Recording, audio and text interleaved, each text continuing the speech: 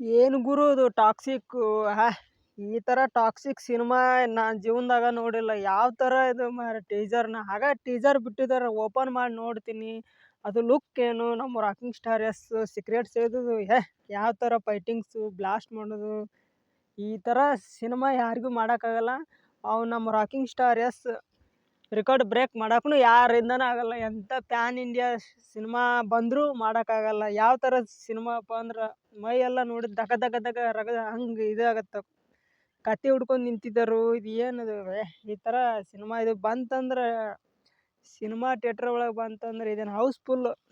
ನಿಜ ಹೇಳ್ಬೇಕಂದ್ರೆ ಒಂದು 2,000 ಕೋಟಿ ದಾಟ್ಬೋದು ಇದು ಬೇಕಾರೆ. ಪ್ಯಾನ್ ಇಂಡಿಯಾ ಸಿನಿಮಾ ಅಂದರೆ ಈ ಥರ ಇರಬೇಕು. ಈ ಥರ ಯಾರಿಗೂ ಮಾಡೋಕ್ಕನಾಗಲ್ಲ, ಯಾವನು ಮಾಡೋಕ್ಕನಾಗಲ್ಲ. ನೋಡ್ರಿ ಅಂತ ಈ ಸಿನಿಮಾ ಹೆಂಗೆ ಬರ್ತಂತಂದು.